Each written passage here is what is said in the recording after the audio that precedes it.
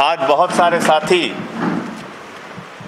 लोक जनसंघर्ष पार्टी से आम आदमी पार्टी परिवार में शामिल हो रहे हैं। मैं निवेदन करूंगा निर्मल मिश्रा जी से और उनके साथ के जो भी साथी हैं आज वो पार्टी ज्वाइन कर रहे हैं, उनको बुला लीजिए।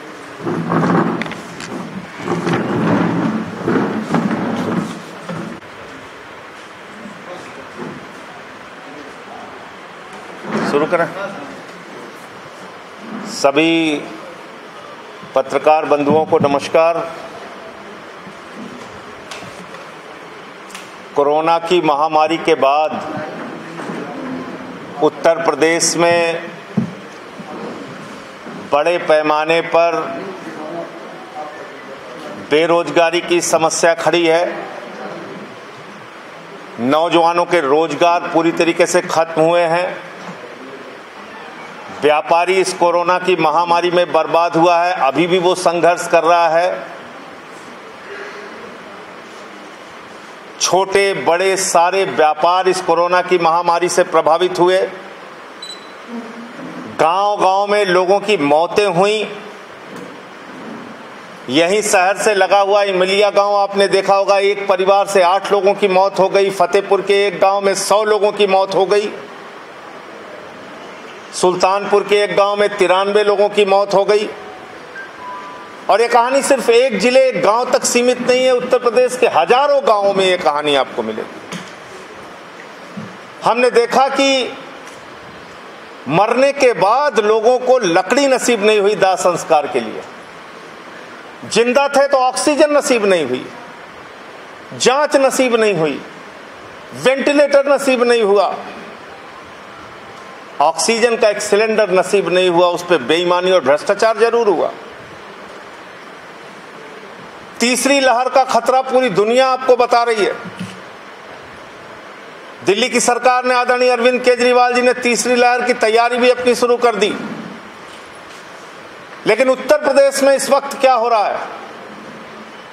जब चिंता करनी चाहिए थी कि अनाथ बच्चों को कैसे पालन पोषण किया जाएगा, जब चिंता करनी थी कि युवाओं को कैसे रोजगार दिया जाएगा, जब चिंता करनी थी कि छोटे बड़े व्यापारियों का जीवन कैसे पटरी पर लाया जाएगा, जब चिंता करनी थी कि उत्तर प्रदेश में इस कोरोना की महामारी के बाद जो तीसरी लहर आ रही है उसकी तैयारी कैसे करनी है, उत्तर प्रदेश की पूरी सरकार और भारतीय जनता पार्टी आपस की लड़ाइयों में व्यस्त है, खींचातानी में व्यस्त है।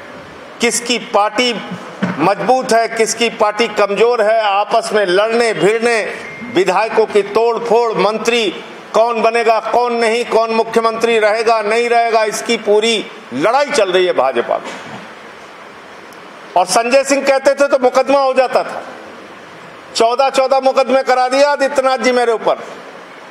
लेकिन अब तो भारतीय जनता पार्टी के शीर्ष नेतृत्व ने, बीएल संतोष और उनके तमाम पदाधिकारियों ने उत्तर प्रदेश आके बाबा जी के कार्यों की समीक्षा की और उन्होंने भी ये माना कि उत्तर प्रदेश सरकार फेल हो गई है। सिटकिनी बंद करके, दरवाजा बंद करके एक एक मंत्री से पूछा गया आदित्यनाथ का काम कैसा है, योगी सरकार का काम कैसा है, एक एक विधायक से पूछा गया, एक एक पदाधिकारी से पूछा गया। इसका मतलब जो बात मैं पिछले काफी लंबे समय से कह रहा हूं कि आदित्यनाथ जी की सरकार हर मोर्चे पर फेल है, आज वो बात भारतीय जनता पार्टी का शीर्ष नेतृत्व भी मान रहा है और इसी के कारण उनके कार्यों की समीक्षा हो रही है। बीएल संतोष जी भारतीय जनता पार्टी के संगठन के मंत्री हैं, पूरे देश में कहीं भी समीक्षा कर सकते हैं, लेकिन नहीं, उत्तर प्रदेश जहां की हालत बद से बदतर पहुंचा दी आदित्यनाथ जी, उसकी समीक्षा हो रही है।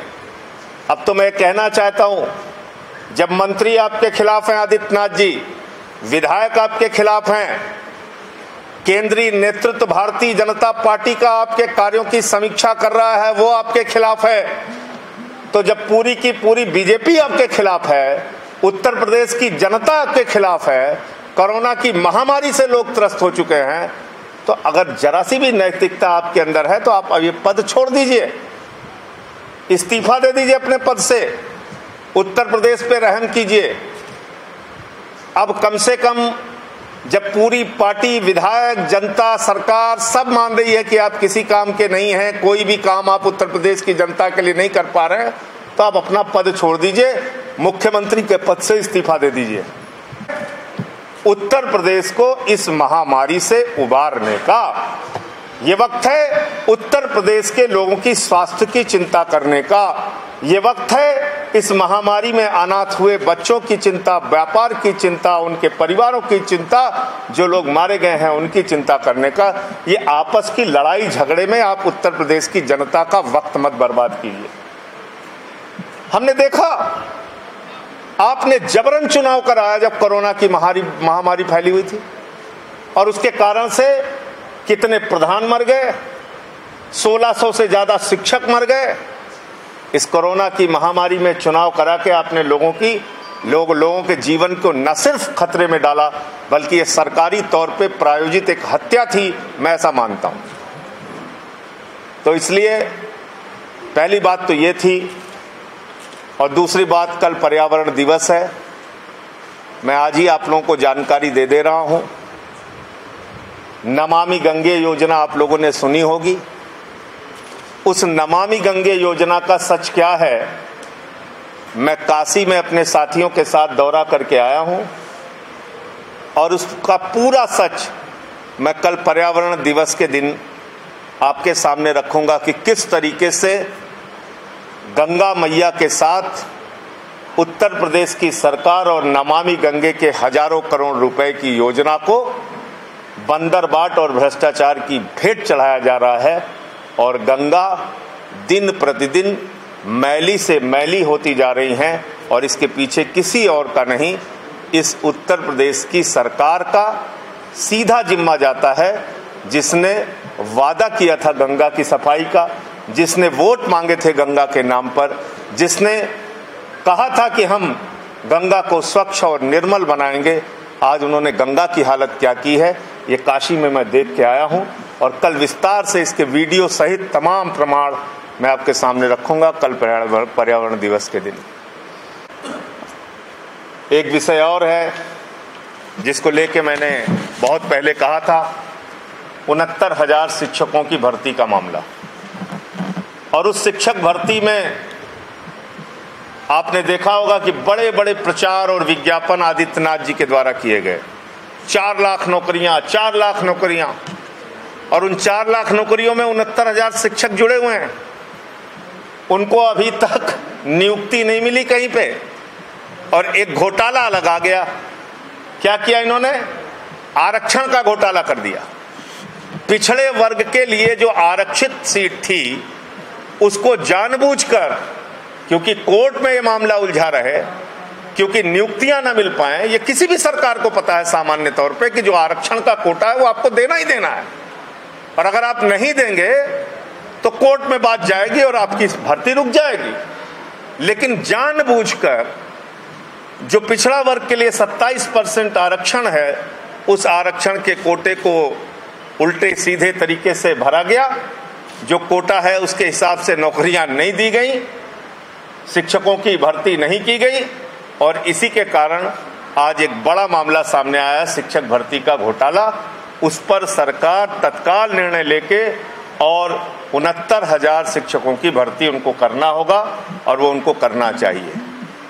मैं तो यहां तक कह रहा हूं, पद आपके पास खाली हैं और बढ़ा दीजिए। बहुत पद खाली हैं शिक्षक के, 69,000 की जगह 1 लाख भर्ती कर लीजिए। कोई छात्र वंचित ना रहे, जो इसमें छूट जाए उसको उसमें एडजस्ट कीजिए। लेकिन ये भर्ती घोटाला जो आपने जानबूझ के नौजवानों की जिंदगी को बर्बाद करने के लिए, और ये भर्ती हो ना पाए इस मंशा से किया है, ये सच उत्तर प्रदेश के नौजवानों ने देख लिया है। इसके अलावा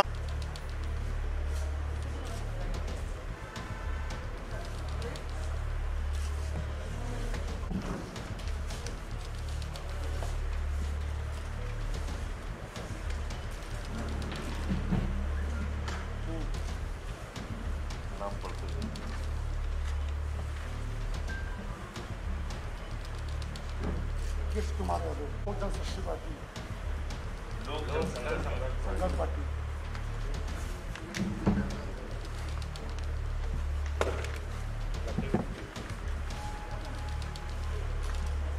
एडवोकेट हाईकोर्ट, पूर्व प्रदेश सचिव लीगल सेल, प्रदेश कांग्रेस कमेटी उत्तर प्रदेश।